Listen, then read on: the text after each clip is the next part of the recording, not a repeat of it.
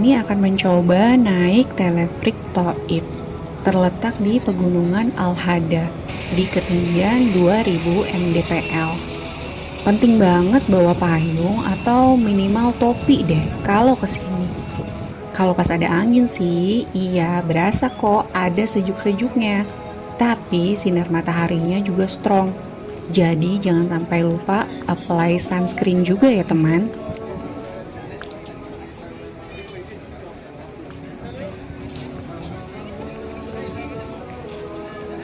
Kami membeli tiket telefrik 100 SAR per orang untuk perjalanan bolak-balik. Antrian untuk telefrik ini tuh lumayan panjang dan padat. Pengunjungnya juga didominasi oleh jamaah dari Indonesia. Sama juga boarding. Kan udah dibilang tadi masih penuh emang Bu. Masih belok lagi.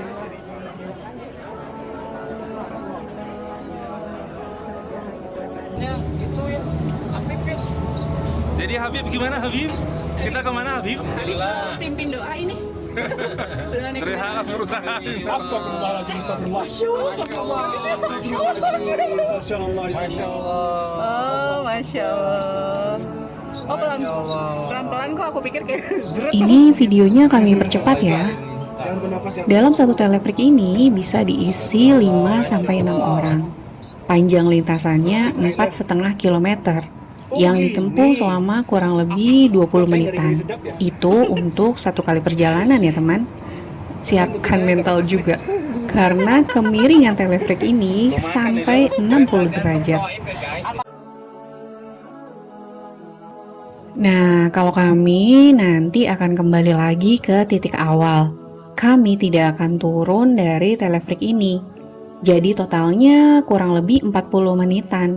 Waktu yang kami miliki untuk menikmati sensasi melihat kota ini dari ketinggian.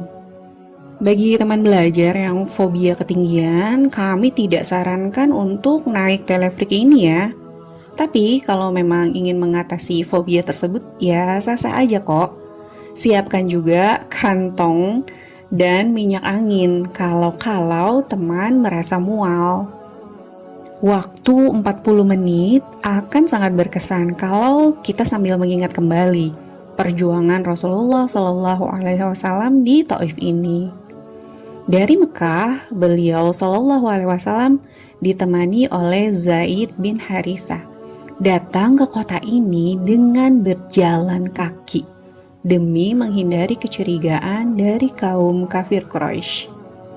Sesampainya di kota ini, beliau mengumpulkan para pemimpin dari Bani Thaqifah yang memiliki hubungan kekerabatan dengan ibu beliau. Thaif pada masa tersebut merupakan pusat kekuatan dan kepemimpinan terbesar kedua setelah Mekah.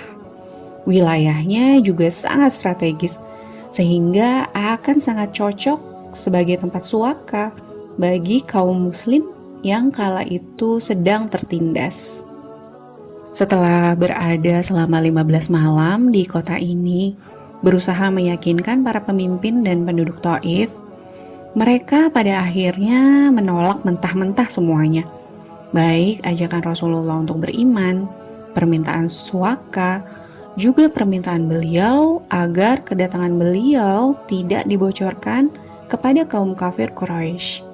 Bahkan mereka mengancam tidak akan membiarkan Rasulullah Shallallahu Alaihi Wasallam dan Zaid pergi sebelum mendapat lemparan batu dari penduduk Thaif.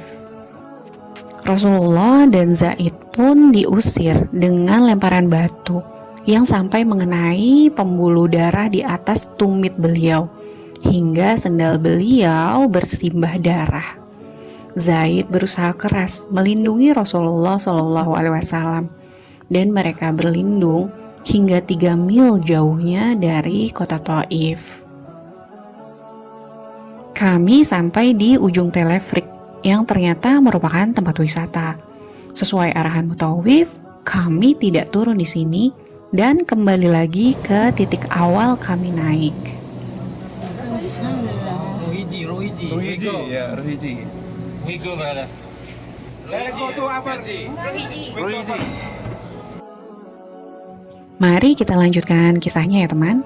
Setelah terusir dengan amukan penduduk, Rasulullah SAW kemudian berlindung di kebun anggur milik putra Rabi'ah.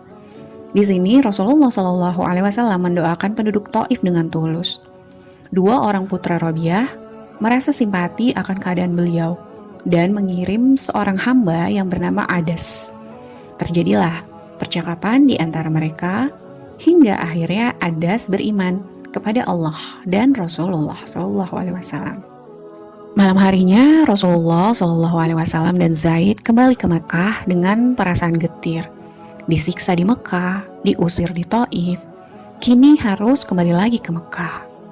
Saat tiba di Qarnul Manazil, Rasulullah SAW mengenengadahkan wajahnya ke langit, memandang awan yang berarak. Lalu tiba-tiba muncullah malaikat Jibril seraya mengucapkan salam. Rupanya Allah mengutus malaikat Jibril bersama malaikat penjaga gunung dan menunggu perintah Rasulullah SAW untuk meratakan Al-Akhsyabain, yaitu gunung Abu Qubais dan gunung Qa'iqan, untuk dilemparkan kepada penduduk Taif.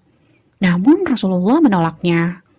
Siapa tahu Allah akan mengeluarkan seseorang yang mengucapkan la ilaha illallah dari rahim mereka, ucap Rasulullah SAW.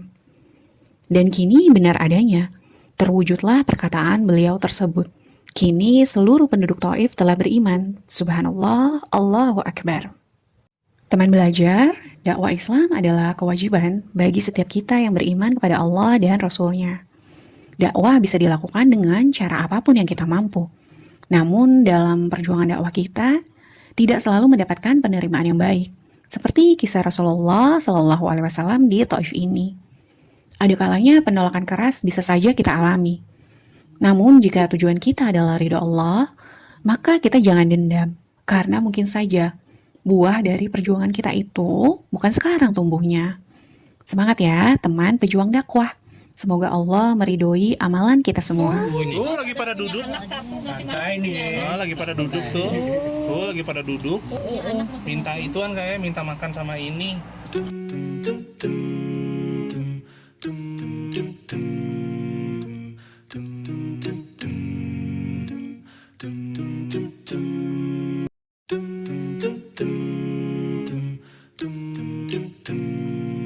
Monyetnya dari mana asalnya?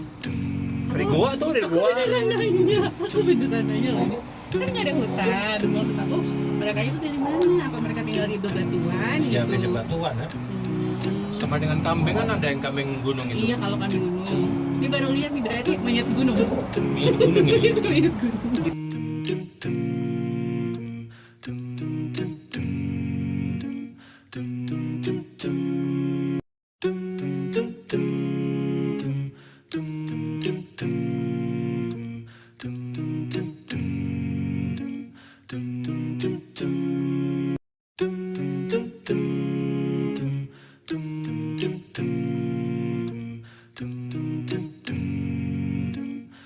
Ya Allah, sampai juga akhirnya.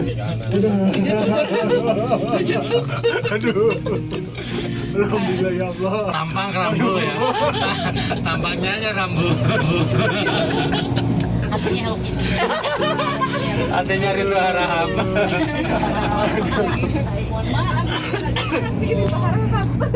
Ya Allah, sampai juga. Aduh, basah di baju saya di dalam. Bisa sepi loh, nggak ada orang. Iya nggak ada yang bukain juga ini. Oh, berarti kita sekali lagi. Enggak lah. Dibukain. Kompak Gua aja satu. tuh sendiri. Mau sekali lagi. Nanti kalau kita ngaturan kita balik lagi loh. Ini serius. Ini nggak bercanda. Salah atau benar?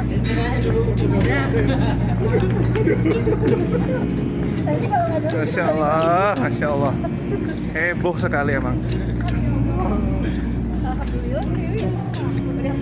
Alhamdulillah. Telah luntur dosa-dosa. Bu Dewi boleh kok sujud syukur dulu?